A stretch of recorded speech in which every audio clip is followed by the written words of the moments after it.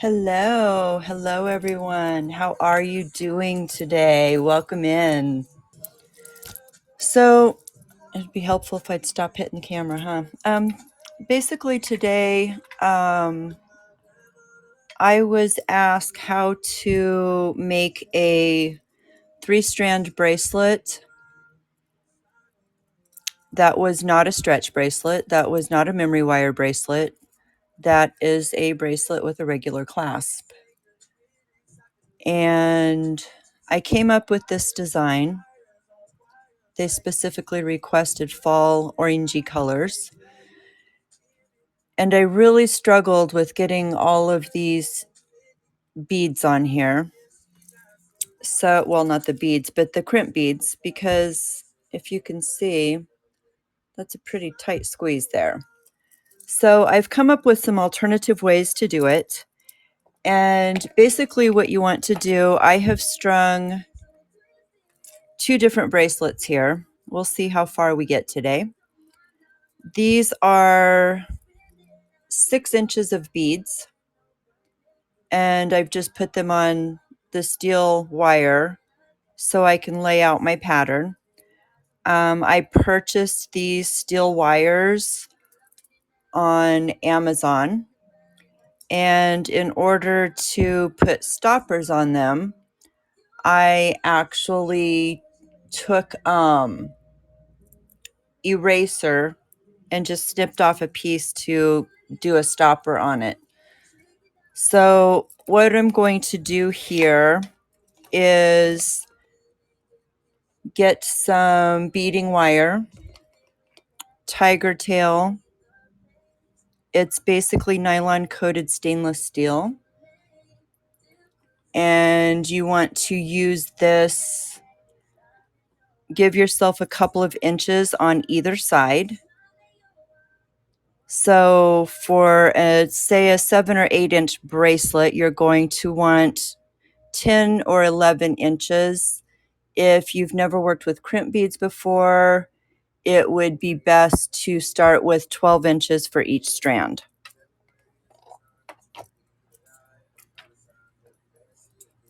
So I am going to cut myself 3 11-inch pieces to string this bracelet. So what I'm doing is cutting 3 pieces of the wire.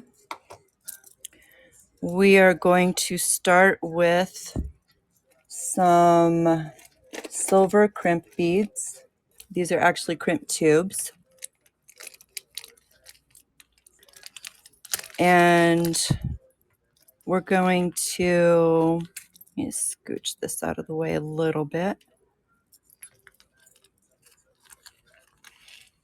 Basic crimping.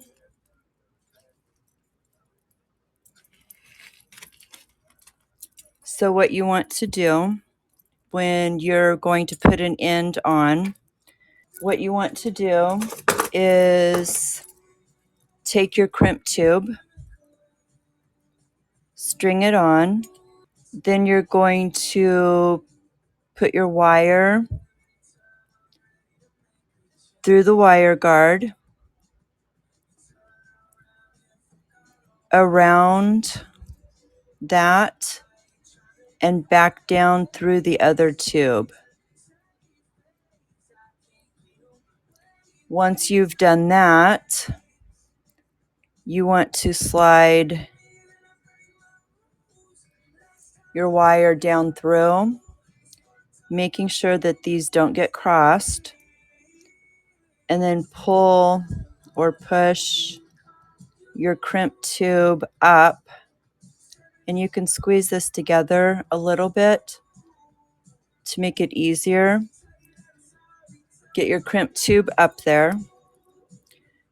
Your crimp pliers, you have the one closest to the handles has a notch to fold your crimp in half, and then the other notches are to round it. So you're going to lay that into the first notch, separate your wires so they go on either side and give it a squeeze. So now you have this U shape. You're going to turn it 90 degrees and you're going to put it in the second notch of your crimping pliers and squeeze that down.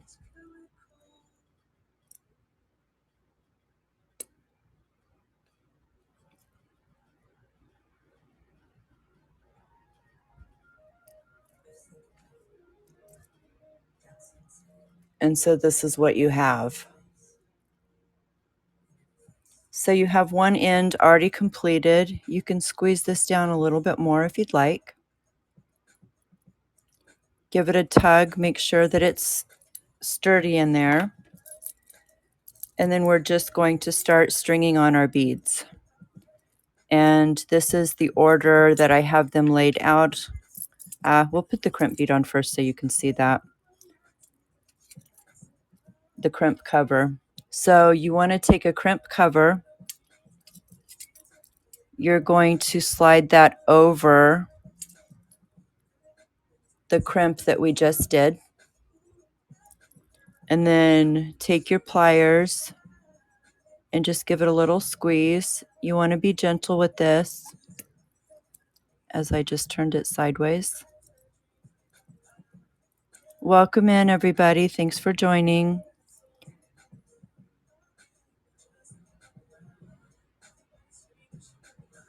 And you want to squeeze this closed over your crimp. And once it is completed,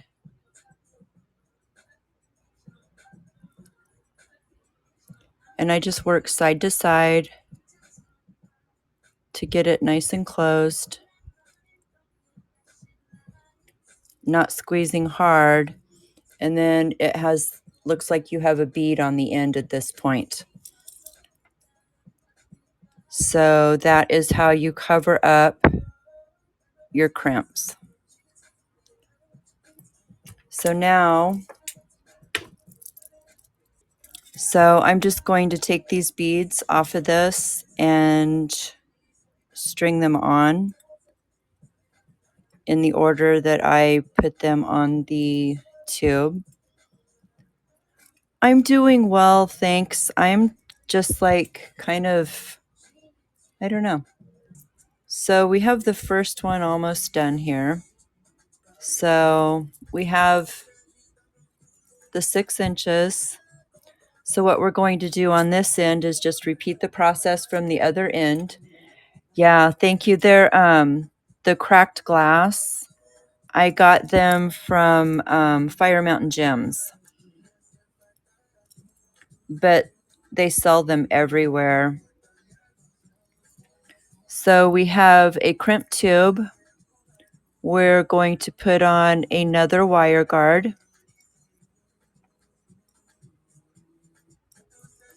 We are going to put it down through the other tube and then back through our crimp tube. Maybe doesn't want to go.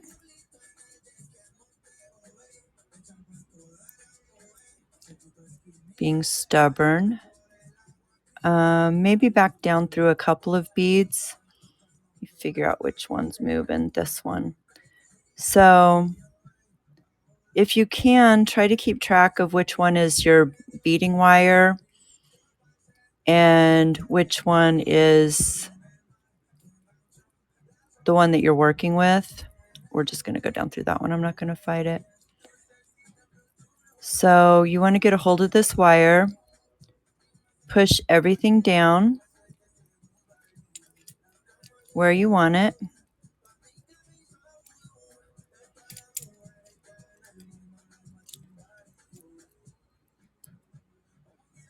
Oh, I almost lost that wire. Let's do this. Pull it a little bit tighter. So if you push everything down, you don't want your beaded piece really stiff. So what I like to do is just kind of give it a little curve. So when I do this, I know that it's not going to be stiff. Does that make sense? And then I hold these down where I want them and just pull this out. And it's kind of you work it down there where you need it. So you've pulled this down. I'm just going to grab my crimp plier, put it in the first divot, give it a squeeze, turn it 90 degrees, and give it another squeeze. And I did not pull that down very far. So once you have this, give it a tug, make sure that it's tight, and you want to slide that crimped bead down into a crimp cover.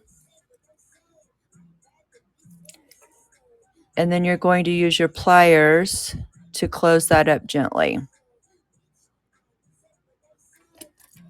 At this point, you can take your flush cutters and cut off that extra wire. So we have our first one done. We have 2 more to go. This one's going to be much easier and quicker. One of the good things about these cords is that you can just slide it. Hey, love. Well, we're repeating the exact same process with another strand of beads, so you didn't miss much. So you're going to grab a crimp bead, a wire guard. My hands aren't working. Thank you. This was actually requested by Your Kingdom Come, and she's not here, so hopefully she'll be able to watch the replay. I got a bunch of oranges and browns for fall colors, and they're kind of going from all the Halloween projects I had going, as well as all of the fall projects, so it's kind of double duty. So again, put your crimp bead in the notch closest to your handles, making sure that your wires are not crossed. I like to put my finger in there and just push them apart so I have one on either side. So you have that U shape. You're going to turn it 90 degrees, put it in the second notch, and give it a squeeze. And make sure, give it a tug, make sure it's not going to pull. And then you want to put a crimp cover on. And the crimp cover is not necessary. The wire guard is not necessary. It just gives your piece a more finished look. And the wire guard actually keeps your wire from rubbing against whatever clasp that you put on. So you're just going to give it a little squeeze, close that bead up, and this is what we have. So now we're going to grab our beads here. I think I'm going to kind of cheat if I can get it to fit through. Absolutely. This will make it go so much faster. I am just putting that wire through this string of beads. Grab the end of your wire, pull this out, and it's done. So I need to make sure that the rest of these beads are down against here. We are going to grab another crimp tube and repeat the process from the other end. Crimp tube. So you're going to put it up one side, down the other, and back through that crimp tube.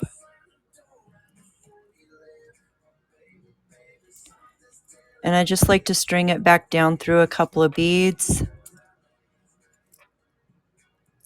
That got through 3 of them. That's interesting.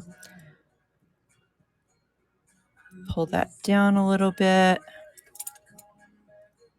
So what you want to do, like I said on the last one, give this bracelet component a curve so you don't have a really stiff, straight string of beads.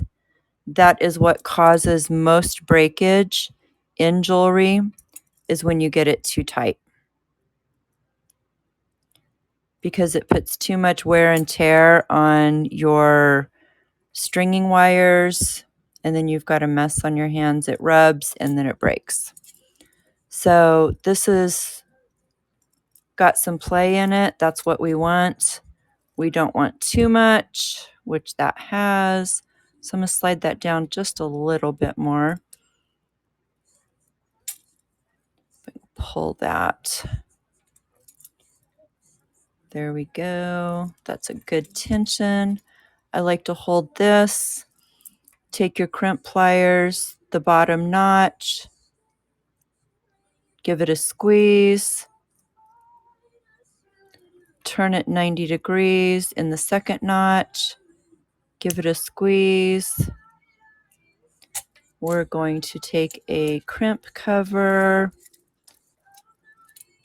slide that down in there.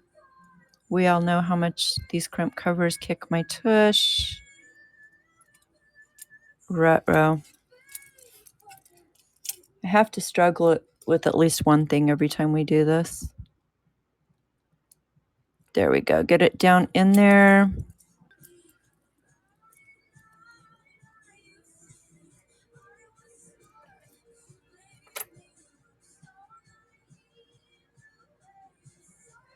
Yeah, did you put your name and a link to your show?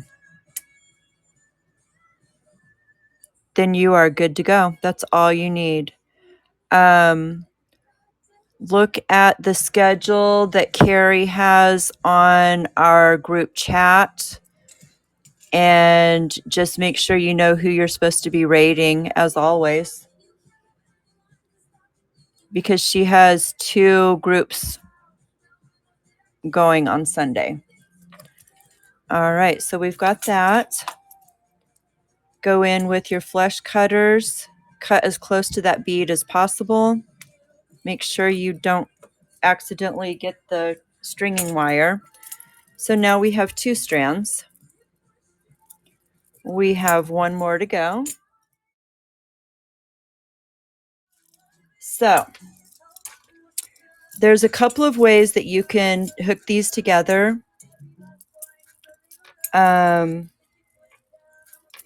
One way that you can do this is you can take a heavy duty. I'm going to do both. I'm going to do separate sides so you can see how to do this.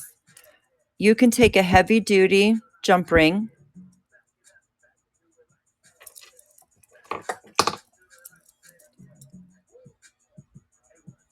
You can open it up, slide all 3 strands on, making sure they're in the order that you want them to be in.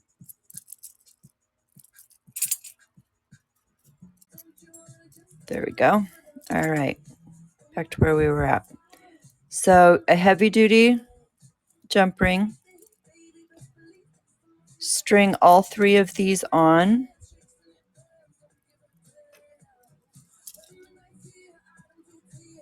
and then hook it through your clasp.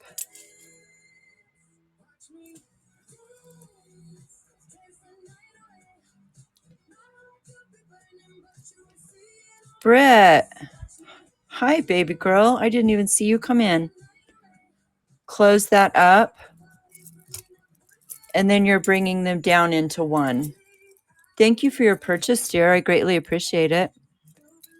So you're bringing it down into one. And that is one way that you can do it. Another way that you can do it is when you do this end. Well, I'll show you on this one, but you can actually put smaller beads here and bring them into one strand. You can do that, or because this has a tiny little hole, we don't want to mess with it. If you have a connector like this, you can actually take, yeah, I'm going to use these jump rings, split rings. I always mess those two names up for the life of me. These are split rings. You can take this, hook it on here,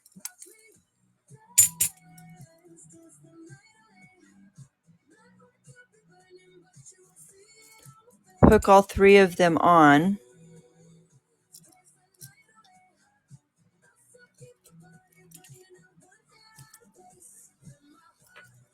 So it's not so bunched up in that tiny little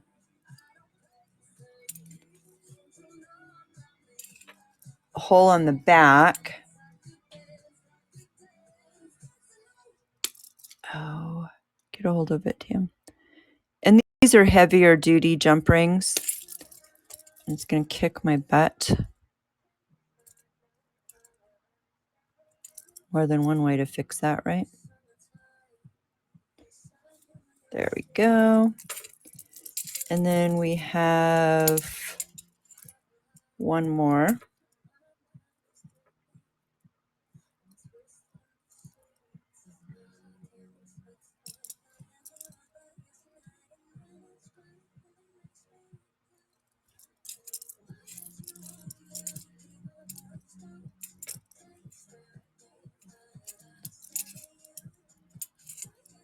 So here, you have them all on here. So when you go to connect your bracelet, it will just slide through.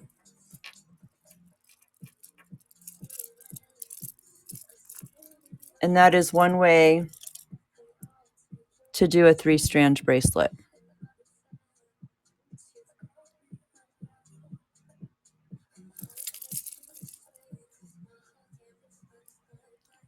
So there's one way.